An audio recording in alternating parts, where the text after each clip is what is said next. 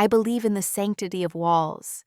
Not the literal kind, made of drywall and regret-colored paint, but the internal ones. The ones you build brick by painful brick after someone you loved, proves that foundations are for fools. My walls were magnificent. They were tall and thick, buttressed by sarcasm and mortared with a fine, cynical dust. They had kept me safe, or at least numb, for the 10 months since Chloe had detonated our life together, leaving me to sift through the rubble for any recognizable part of myself. I wasn't looking for another woman. I wasn't looking for anyone. I was looking for a way to feel like the person inhabiting my skin wasn't a stranger, a ghost haunting the frame of a woman who used to be strong. My solution, as is often the case, was punishingly practical. I would reclaim my body. I would trade emotional atrophy for muscle fatigue. I found the gym online. It wasn't a chrome and glass palace of vanity. It was a small private studio called Foundry Fitness, tucked into a refurbished brick building on a side street I barely knew existed. The name was almost too on the nose, a place to be reshaped by fire and pressure. The air inside smelled of clean rubber, chalk dust, and a faint, unidentifiable antiseptic that was somehow comforting. It was quiet, the only sound the low hum of an industrial fan stirring the cool air. I was expecting a muscle-bound bro named Chad. Instead, a woman emerged from a small office in the back, wiping her hands on a towel tucked into the waistband of her dark gray leggings. She was tall, with the kind of lean, corded muscle that spoke of function, not just form. Her dark hair was pulled back in a thick, practical braid that fell between her shoulder blades. She moved with an unhurried grace that seemed to calm the very air around her. Her face was strong-boned and serious, her eyes a deep, warm brown that seemed to take in everything without judgment. She wasn't smiling, not exactly, but there was a placidness to her expression that felt more welcoming than any beaming grin. "You must be Alara," she said. Her voice was lower than I expected, a calm alto that seemed to vibrate in the space between us. I nodded, my own voice feeling thin and reedy in comparison. "That's me." "I'm Maya," she said, extending a hand. I took it, bracing for a bone-crushing grip. Instead, her handshake was firm but measured. Her palm was dry and calloused, a working hand, but her fingers were long and surprisingly gentle as they wrapped around mine for a brief professional moment. I felt a strange, unwelcome jolt, a flicker of warmth that had nothing to do with the temperature of the room. I snatched my hand back a little too quickly. "Right, the trainer." My words were clipped. I was already regretting this. This was too small, too personal. There was nowhere to hide. Maya didn't seem to notice my abruptness. She just gave a slight nod, her gaze steady. "Let's talk about your goals." We sat at a small table near the entrance. I gave her the sanitized version. I wanted to improve my overall fitness, gain some strength, feel more energetic. I left out the part where I sometimes felt so disconnected from my own limbs that I had to touch my arm just to make sure it was still there. I left out the part where I'd lie awake at night, my body feeling like a hollowed-out shell. I left out Chloe. Maya listened, her chin resting on her steepled fingers. She didn't take notes. She just watched me, her focus absolute. It was unnerving. I was used to being invisible, to curating the version of myself people saw. Her quiet, unwavering attention felt like a spotlight, and my magnificent walls suddenly felt flimsy, transparent. "Strength is a good goal," she said finally, her voice still holding that low, resonant quality. "It's honest. Your body tells you exactly where you are and what you need to do to get stronger. There's no lying to it." The observation landed like a perfectly placed stone, sending ripples through the placid surface I was trying to maintain. It was as if she could see the lies of omission hanging in the air around me. I bristled, my defenses surging. "I'm not looking for a therapist," I said, the words sharper than I intended. A flicker of something, Surprise? Amusement? Crossed her face before it settled back into that calm neutrality. Good, she said smoothly. I'm not qualified, I just lift heavy things. She stood, the movement fluid and efficient. Our first session is complimentary. We'll do a basic assessment, see how you move. If you feel it's a good fit, we can schedule from there. If not, no hard feelings. I wanted to say no. I wanted to walk out the door and retreat to the safety of my apartment, my books, my numbness. But her directness, her lack of reaction to my defensiveness, disarmed me.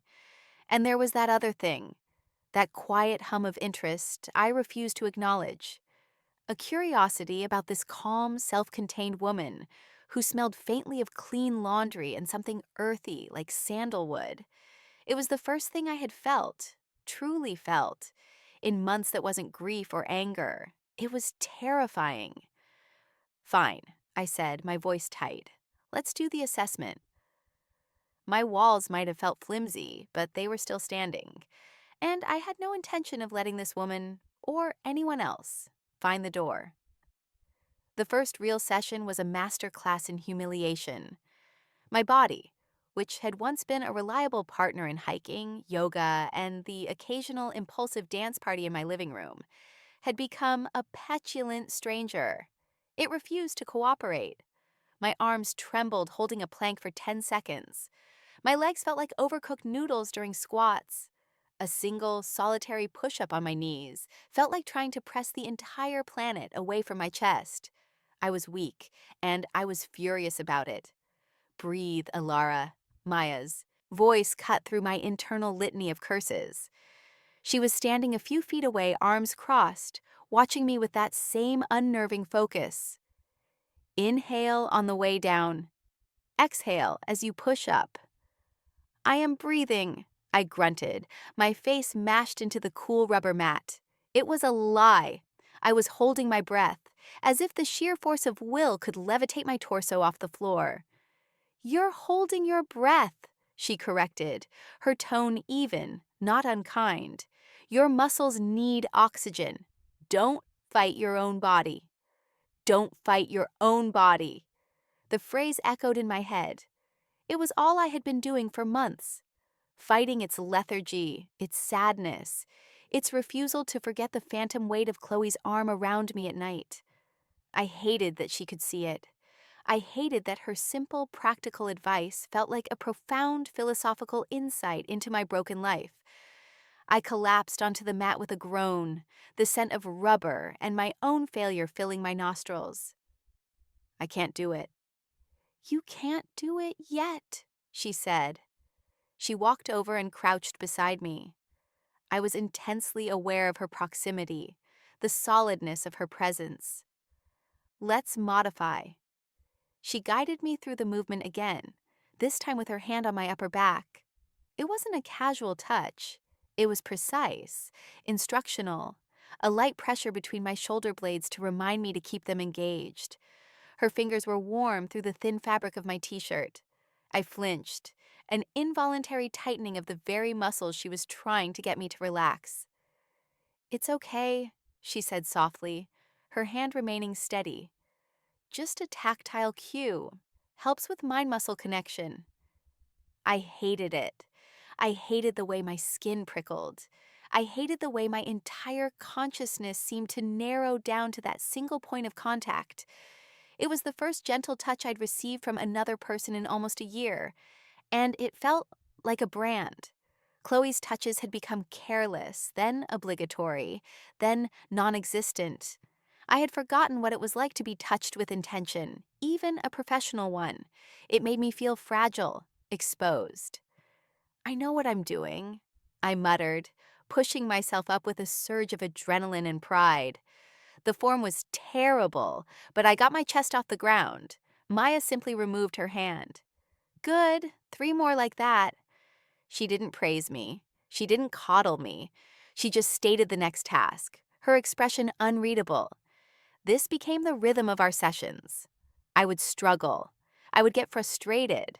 I would throw up my sarcastic, brittle defenses.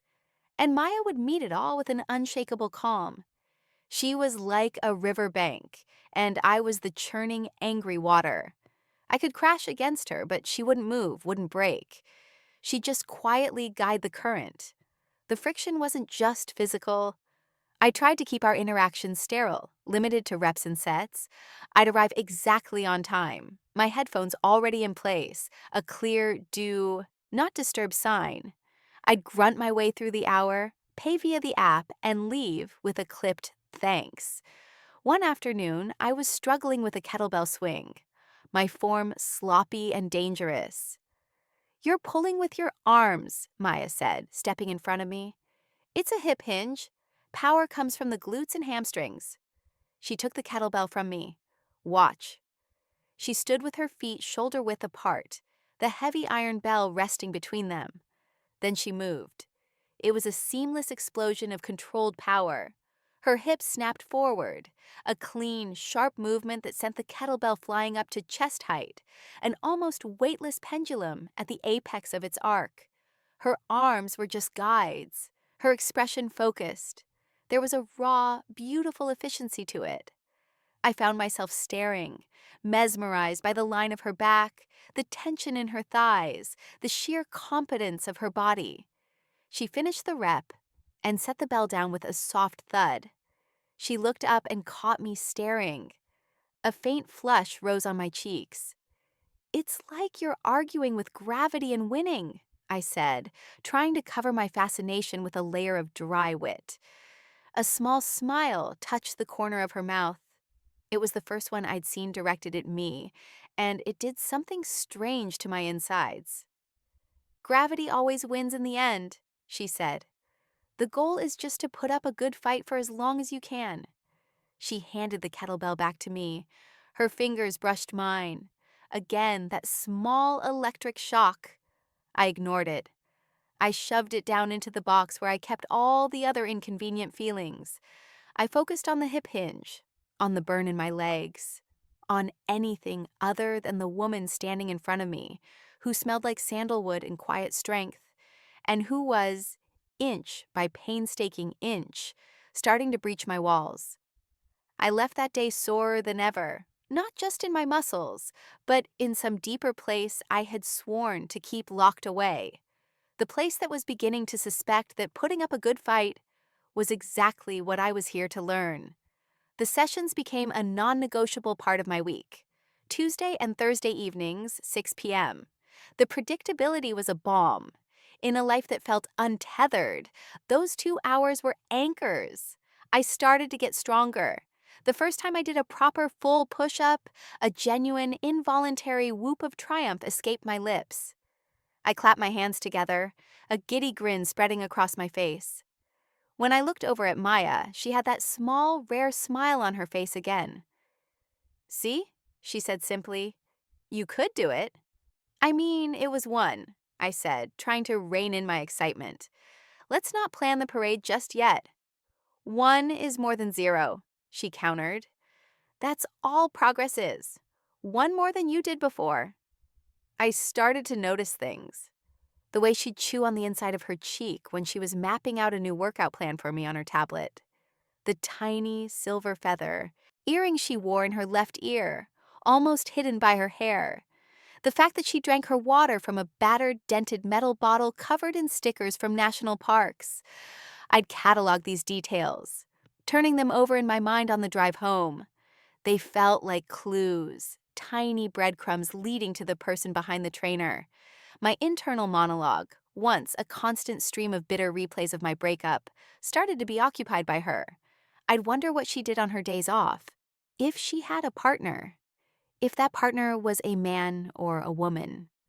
The thought of her with a man produced a sour, acidic feeling in my stomach that I identified as something I refused to name. The thought of her with a woman produced a different kind of pang, a sharp, complicated mix of longing and a familiar, preemptive ache. I knew that ache. It was the ghost of every hope I'd ever had about another woman, the prelude to the inevitable fall. My history with women was a litany of beautiful beginnings and devastating endings. Chloe was just the most recent, most destructive chapter. "You're 1,000 miles away." Maya's voice broke through my reverie one afternoon. I was supposed to be doing lunges, but I was paused mid-lunge, staring at a dust mote dancing in a sunbeam. I blinked, coming back to myself. "Sorry, just thinking." "Think about your knee," she said, tapping her own. "Don't let it track over your toes." I adjusted my form, my cheeks hot with embarrassment. I was paying her for this hour, and I was spending it daydreaming about her. The thought was mortifying. To compensate, I tried to be a better client. I focused. I pushed harder. I started asking questions about form, about the why behind the exercises. It was a safe way to interact, to keep the conversation tethered to the professional reason we were in this room together. "Why this instead of a different kind of row?" I'd ask. And she would explain, in her calm, methodical way, the mechanics of the movement, which muscles it targeted, how it supported other lifts. She was a good teacher, patient and clear. I found myself genuinely interested. The gym, once a place of punishment, was becoming a place of learning. My body was becoming less of an enemy and more of a complex, fascinating machine that I was slowly learning how to operate. One Thursday, I arrived to find the door locked. It was 5 minutes to 6. Maya was never late. I checked my phone. No texts, no emails. A weird cold knot of anxiety formed in my stomach. It was an outsized reaction. She was probably just stuck in traffic. But the disruption to our routine, to my anchor, felt like a personal affront. After 10 minutes of pacing on the sidewalk, I saw her car, a beat-up old Subaru, pull into the small lot. She got out, moving slower than usual. There was a faint purple bruise high on her cheekbone, barely visible in the fading light. "Sorry," she said, her voice a little rough as she fumbled with the keys. "Had a family thing. Is everything okay?" The question slipped out before I could stop it. It was too personal. It crossed a line. She finally got the door open and flipped on the lights. The familiar smell of rubber and chalk washed over me. She turned to face me, her expression guarded. The bruise was more visible under the fluorescent lights. "I'm fine," she said, the words a clear dismissal. "Let's get you warmed up." But for the rest of the session, the easy professionalism was gone. There was a tension in her shoulders that had nothing to do with demonstrating a lift. She was distracted, her focus elsewhere. I found myself watching her, a protective, worried feeling rising in my chest. It was an emotion I hadn't felt for anyone but myself in a very long time. As I was getting ready to leave, I hesitated at the door. "Maya," I said. She was wiping down a bench, her back to me. She stopped but didn't turn around. "Whatever it is," I said, my voice softer than I intended. "I hope it gets better." She was still for a long moment. Then she gave a short, sharp nod. "Thanks," she said, her voice quiet. I left and sat in my car for a full 5 minutes, the engine off. The worry was still there, a dull throb beneath my ribs. It was tangled up with the undeniable, terrifying truth that my feelings for my personal trainer were becoming anything but professional. I was no longer just observing her. I was starting to care. And for someone with walls as high as mine, caring was the most dangerous thing in the world. The bruise on Maya's cheek faded over the next week, but the crack it had opened in our carefully constructed professional dynamic remained. The air between us was different, charged with the unspoken. The gym no longer felt like a neutral territory.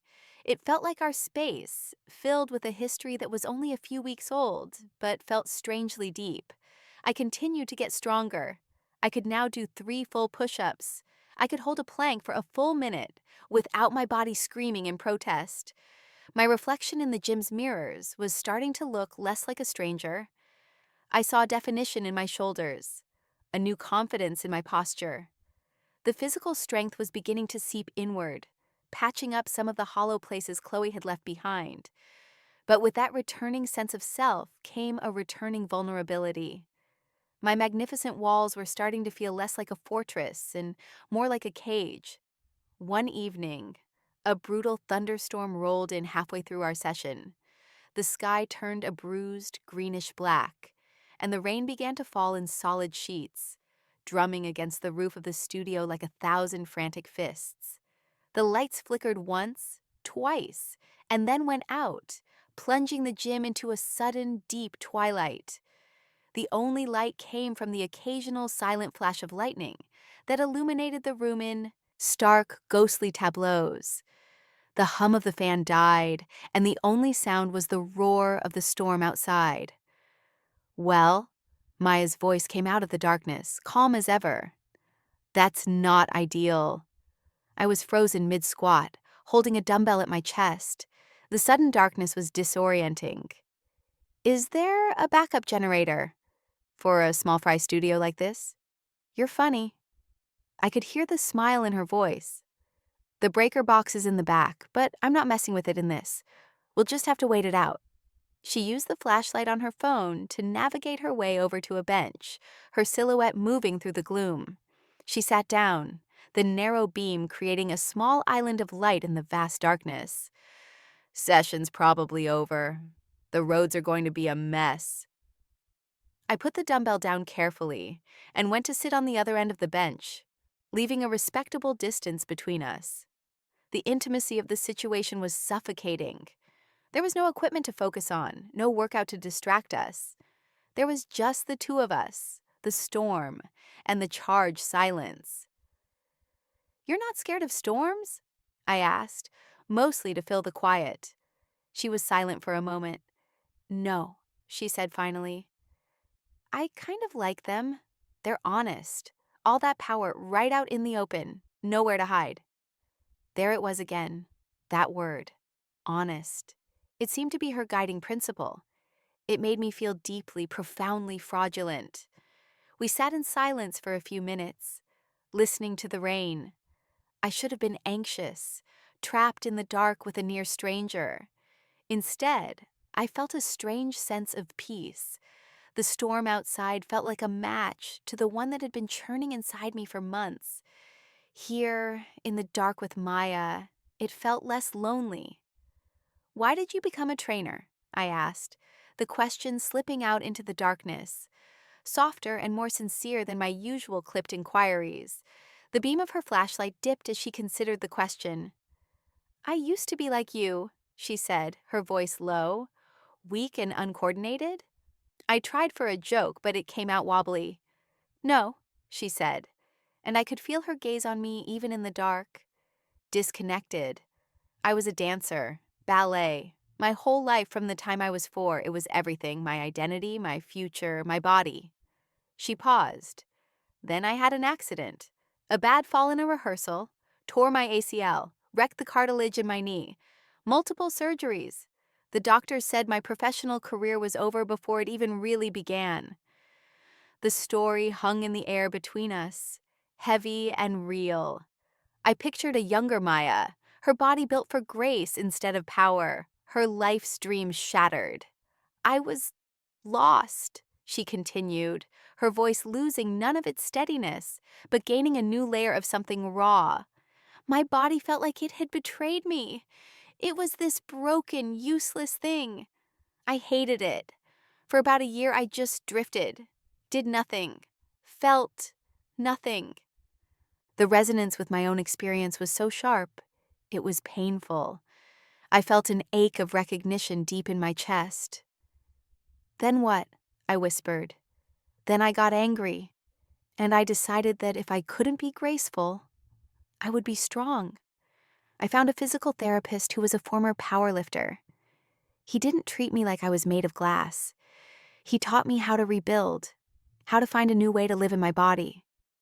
The first time I deadlifted more than my own body weight, it was like I finally came home to myself. It was a different kind of power than dancing, but it was mine. I earned it." She finally turned the flashlight beam up, illuminating her own face. Her expression was open, vulnerable in a way I'd never seen. "I wanted to give that to other people," she said. That feeling of coming home to yourself, of finding your own strength, whatever that looks like. I couldn't speak. Her story had neatly and completely dismantled the last of my defenses. She wasn't just a trainer. She was a survivor. She had walked through a fire I was only just beginning to feel the heat of, and she had come out the other side, stronger. She understood. She saw me. Not just the awkward client fumbling with weights, but the person underneath who was lost and fighting to come home. "I'm sorry," I said, my voice thick, "about your knee, your career." She shrugged, a simple movement in the dim light. "It was a long time ago. It led me here. I'm okay." The lightning flashed again, and in that brief, brilliant moment, I saw her face clearly. The placid mask was gone. In its place was a quiet empathy, a deep well of understanding. The distance I had so carefully maintained on the bench suddenly felt vast and unbearable. Before I could think, before my fear could scream at me to stop, I spoke into the returning darkness. "I haven't felt at home in my body in a long time," I admitted, the words tasting like rust and relief. "Not since my girlfriend left." It was the first time I had said it out loud to anyone but my therapist. The storm outside raged, but in the small, dark gym, a different kind of storm had just broken. The confession hung in the air, fragile and terrifying. I held my breath, waiting for her reaction. Pity? Awkwardness? A hasty retreat back to professional platitudes? The silence stretched, filled only by the drumming of the rain. I felt a hot flush of regret. I had taken her vulnerability and dumped my own messy, complicated life right on top of it. Then, her voice, soft in the darkness. "I'm sorry to hear that." It was simple. It was direct. There was no follow-up question, no prying, just a clean, clear acknowledgement of my pain. The lack of pressure was, in itself, a profound comfort. It was an invitation to say more, but not a demand. "It was bad," I found myself continuing, the words coming easier now that the first one was out. The ending, she wasn't who I thought she was. And I think maybe I wasn't who I thought I was either. When she left, it felt like she took my entire sense of self with her. Like I was just a blueprint for a person she'd drawn, and then she'd taken the drawing and left. I hadn't meant to say all that. The metaphor just tumbled out, a clumsy expression of the hollowing out I'd felt. I expected her to be confused, but she wasn't. "So you came here to draw your own blueprint," she stated. It wasn't a question. It was an observation. A correct one. "I guess so," I whispered. My throat felt tight. I was dangerously close to tears, something I hadn't allowed myself in months. Maya shifted on the bench, the sound of her leggings whispering against the vinyl. She didn't move closer, but the quality of her presence changed. It felt more focused, more intentional. "When I was recovering," she said, her voice a low murmur, "my therapist told me something that sounded like bullshit at the time. He said, 'Your body is the only thing you will truly own for your entire life. It's your home. Everything else, jobs, relationships, dreams, they're just visitors. Some stay a long time, some just pass through. But the house is always yours.'" I thought of my apartment, filled with the ghosts of Chloe, the stupid, expensive espresso machine she'd insisted on buying, the bookshelf she'd organized by color, not author, the dent in the wall from a carelessly opened bottle of champagne. I wasn't even living in my own home. I was a tenant in a museum of our failed relationship. "I think my house is condemned," I said, the words laced with a bitterness that surprised me. "No," Maya said, her voice firm, cutting through my self-pity. "It's not. It just needs work. The foundation is still there. You just have to clear out the debris and start rebuilding. One brick, one push-up, one honest conversation at a time." The power of her belief in me was staggering. She didn't even know me, not really. but she saw the foundation I couldn't. She saw the potential for strength, where I only saw rubble. The rain started to lessen, the drumming on the roof softening to a steady patter. The flashes of lightning grew more distant. The crisis was passing. The lights might come back on soon, I said, a part of me mourning the end of this strange, dark intimacy. Probably, she agreed. We sat in a new kind of silence. It wasn't empty or awkward. It was full. It was the quiet of two people who had just shown each other a glimpse of their true selves and found not judgment, but recognition. As if on cue, the lights flickered and then buzzed back to life, flooding the room with harsh institutional brightness. We both blinked, momentarily blinded. The spell was broken. We were just a trainer and her client again, sitting on a workout bench. But everything had changed. The space between us was no longer a gulf of professionalism. It was a bridge of shared truth. Maya stood up and stretched, her movements slow and deliberate. Well, I should probably let you get home. Yeah, I said, standing as well. My legs felt shaky. Thanks for the talk. Anytime, she said, and her eyes met mine. There was a warmth in them that had never been there before, a genuine personal warmth that made my heart stumble over itself. Drive safe, Alara. She used my name, and it sounded different. Not like a client's name on a schedule, but like my name, like me. As I drove home through the rain-slicked streets, the world looked brighter, the colors more saturated. The storm had passed, both outside and in. A tiny, fragile seed of hope had been planted in the barren ground of my heart. I didn't know what it would grow into. I didn't know if it would survive. But for the first time in a very long time, I felt the sun on my face. And it felt like coming home. The week after the storm was a study in exquisite tension. Nothing was said about our conversation, but it hovered in the air between us during every set, every rep. The professional boundary was still there, a ghost limb we both knew how to move around. But the nature of our interactions had fundamentally shifted.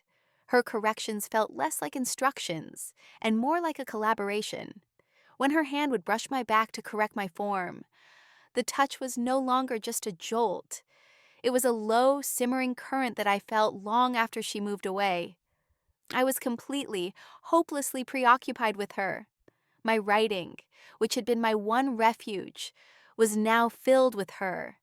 I'd find myself describing the exact shade of her eyes, a mix of dark chocolate and amber, like whiskey in a low-lit room, or the way a stray piece of her braid would cling to the damp skin of her neck when she was demonstrating a difficult exercise.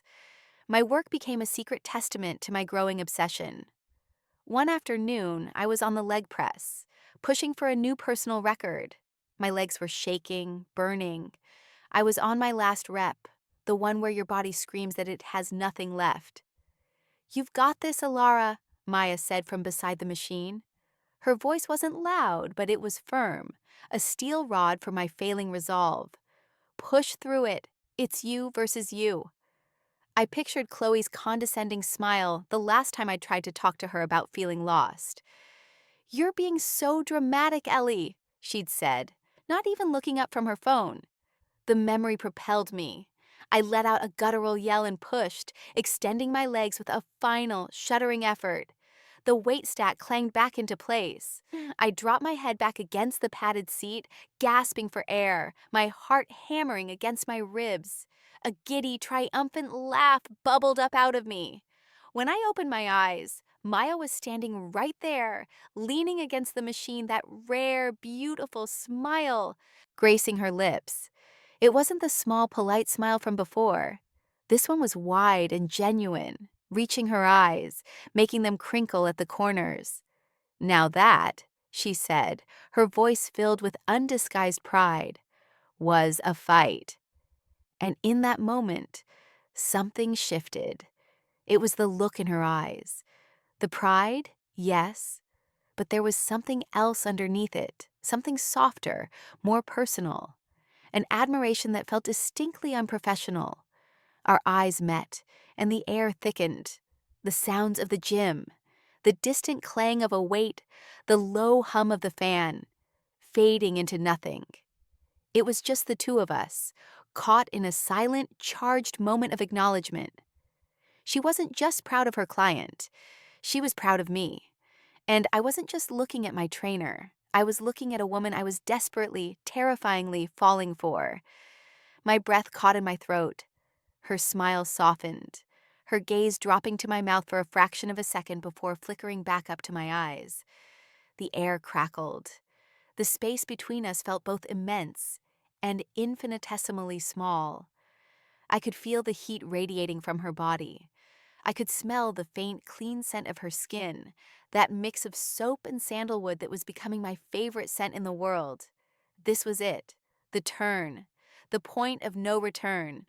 My mind screamed at me, danger, abort. You know this road. You know where it leads. It leads to rubble and ruin and another 10 months of feeling like a ghost. The memory of Chloe's betrayal was a cold hand on my heart. Women were beautiful, and they were intoxicating. And they could break you in ways you never thought possible. I broke the eye contact, my heart pounding a frantic, panicked rhythm. I sat up, busying myself with adjusting the seat, pretending to be absorbed in the mechanics of the machine.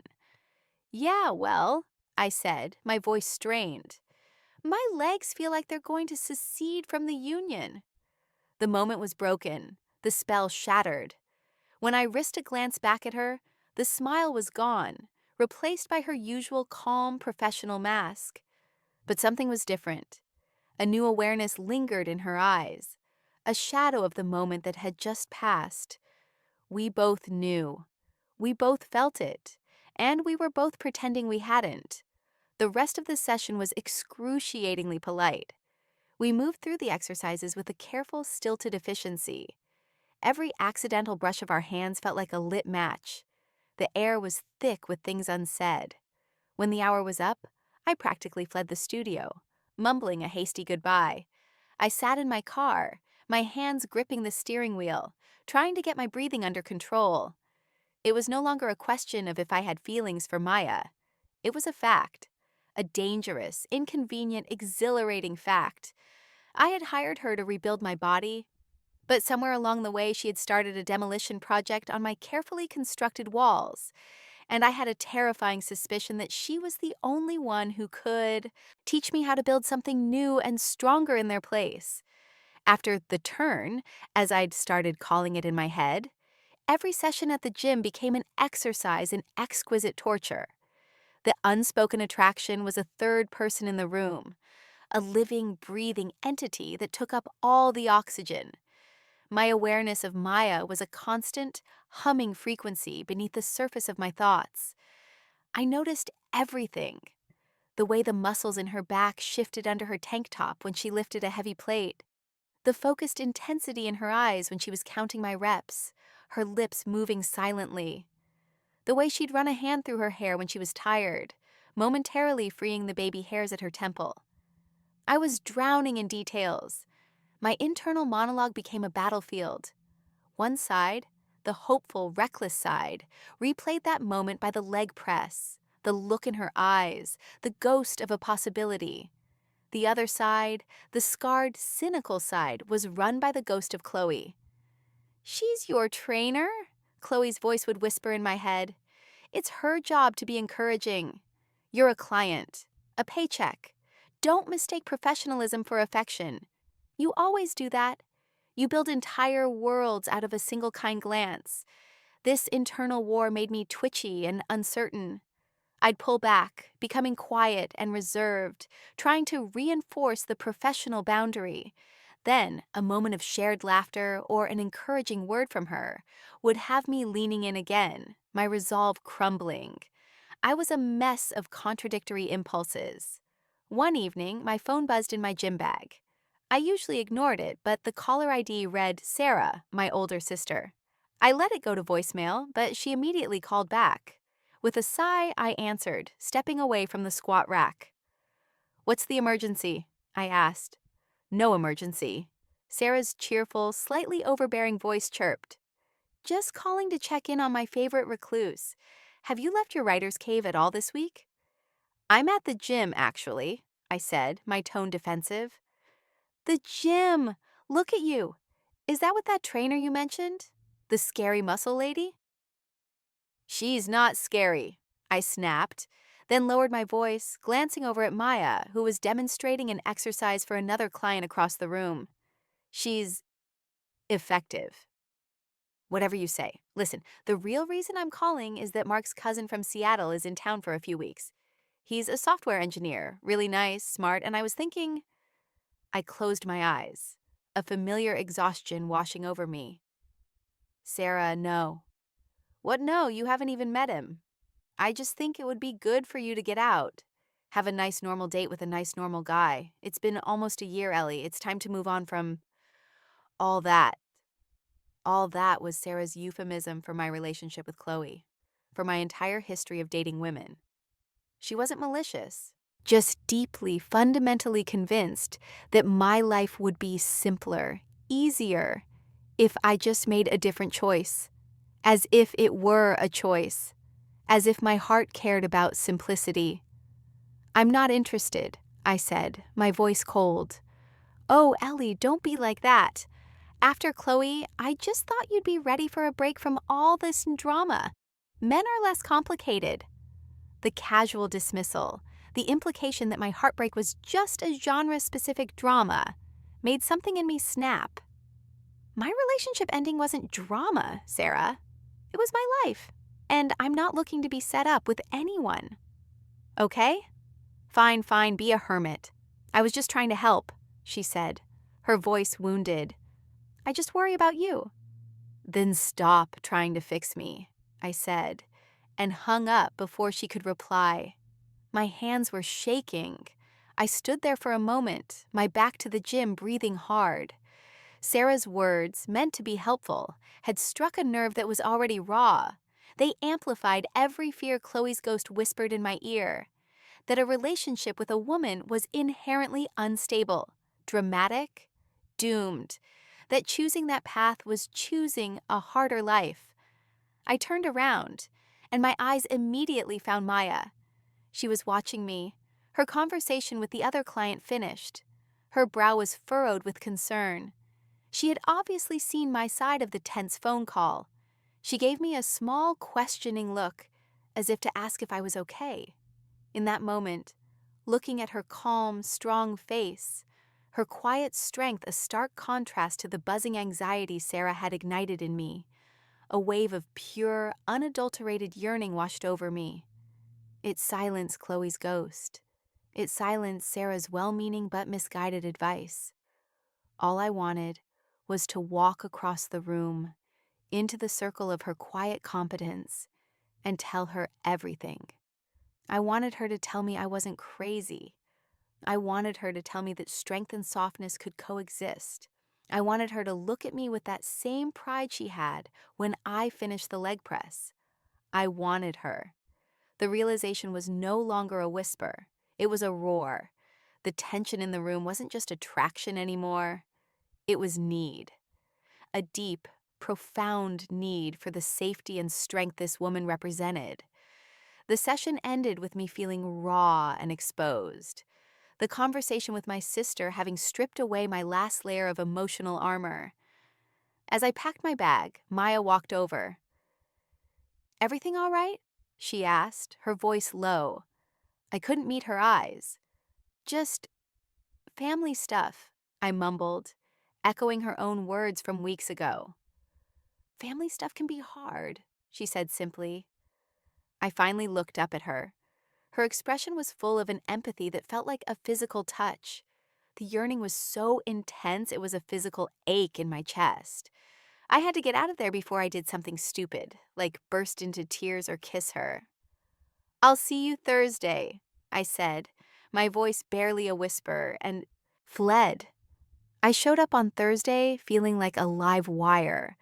The conversation with my sister had left me brittle and defensive, and the yearning for Maya had become a constant, painful thrum beneath my skin. I was determined to get through the session with my head down, to just lift the weights and go home. I couldn't handle another moment of charged eye contact or accidental on purpose brushes of our skin. But Maya seemed to sense my fragile state. She was gentler than usual, her voice softer. She modified the workout, focusing more on form and stretching than on pushing my limits. It was a gesture of care so profound it almost broke me. We were nearing the end of the hour, and I was on the floor, stretching my hamstrings. I was emotionally and physically exhausted. The fight had gone out of me. All my walls were rubble at my feet. "You seem quiet today," Maya said, sitting on a low plyo box near me. I just shrugged, not trusting my voice. "That phone call the other day," she began, her tone gentle. "It seemed to upset you. You don't have to talk about it, but I'm a good listener." It was the offer, the simple, quiet offer that did it. The dam I'd been so carefully maintaining for months finally broke. A single hot tear escaped and rolled down my temple into my hair. I squeezed my eyes shut, mortified. "Hey!" Her voice was suddenly closer. "It's okay." I felt her shift, and then she was kneeling on the mat beside me. I expected her to pat my shoulder, to offer a platitude. Instead, she just waited. The silence was a gift, a space for me to fall apart without judgment. "My sister," I finally choked out, the words thick. She thinks my love for women is a phase, a difficult one, something I should get over for an easier life." The words tasted like poison. "And the worst part is," after Chloe, "sometimes I think she's right." The confession was out, raw and ugly. The deepest, most shameful fear I held. Maya was silent for a long moment. I braced myself for the retreat, the awkward shift back. Instead, I felt her hand, warm and calloused, settle on my shoulder. It wasn't a clinical touch. It was a grounding one. Solid. Certain. "An easy life is not the same thing as a good one," she said, her voice a low, steady anchor in my storm. "And anyone who thinks love is a choice based on convenience has never actually been in love." I opened my eyes and turned my head to look at her. She was so close. I could see the flecks of gold in her brown eyes. I could see the compassion etched into the lines around her mouth. She wasn't looking at me with pity. She was looking at me with a fierce, protective understanding that stole the air from my lungs. And then she did something that shattered my universe. She slowly, deliberately reached up with her other hand and brushed the tear track from my temple with the pad of her thumb. The touch was feather light, impossibly tender. It was the most intimate gesture I had ever experienced. Time seemed to slow down, to stretch into a thick, syrupy river. My entire world narrowed to her face, to the warmth of her hand on my shoulder, to the gentle friction of her thumb against my skin. The scent of sandalwood and clean sweat filled my senses. Her gaze dropped to my lips, the same way it had by the leg press, but this time there was no hesitation. It was a clear, unmistakable declaration. I saw the question in her eyes, and I knew my own face was giving her the answer. She leaned in, her movements as deliberate and controlled as one of her lifts.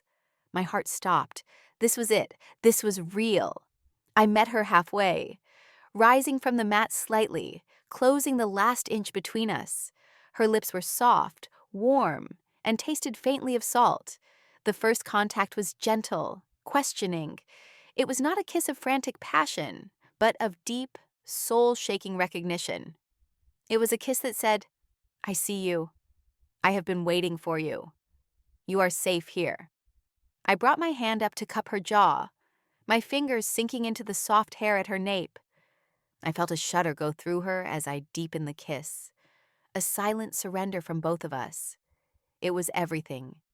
It was the end of a long, lonely war. It was the feeling of coming home. Her hand slid from my shoulder down my back, pulling me closer until there was no space left between us. just the solid, grounding reality of her body against mine. We were kneeling on a rubber mat in the middle of a brightly lit gym, and it was the most sacred place on earth. The kiss was a promise, a confession, and a beginning, all at once. And as her lips moved against mine, I knew, with a certainty that settled deep in my bones, that this was not the easy path. But for the first time, I was sure it was the right one. The kiss ended as gently as it began. We pulled back slowly, our foreheads resting against each other. My eyes were still closed. I was afraid that if I opened them, the spell would break, and I'd find myself alone on the mat, my heart still in pieces. Her thumb stroked my cheek, a slow, soothing rhythm. "Alara," she whispered, her voice rough with emotion. I opened my eyes. She was right there, her face inches from mine. The fierce understanding was still in her eyes, but now it was mingled with a raw vulnerability that mirrored my own. The trainer, the immovable rock, was gone. In her place was just Maya. "Hi," I breathed, a shaky, ridiculous smile touching my lips. A matching smile bloomed on her face. "Hi." The mundane reality of our surroundings slowly seeped back in. The hum of the lights, the faint smell of chalk, the fact that we were in her place of business. A cold spike of anxiety pierced the warm bubble of the moment. The power imbalance. The professional line we hadn't just crossed, but obliterated. "Maya," I started, pulling back a little more, the weight of complications settling on my shoulders. I'm your client." Her smile faded slightly and she nodded, her expression turning serious. She understood immediately.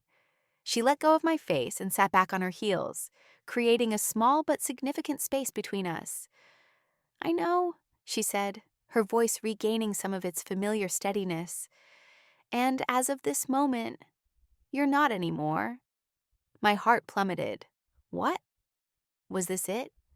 A single, beautiful, catastrophic moment followed by an immediate severing.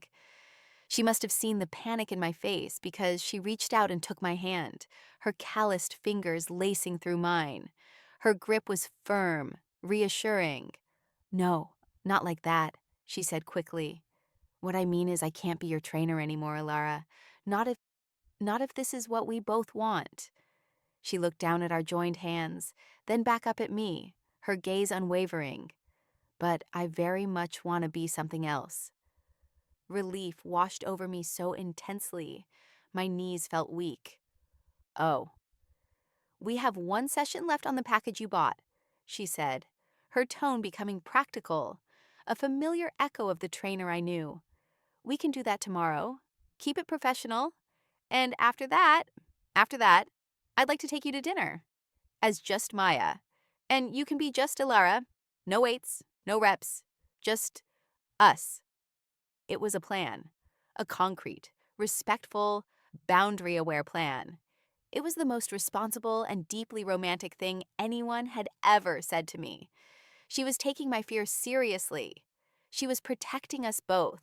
She was creating a new, clean slate for us to build on.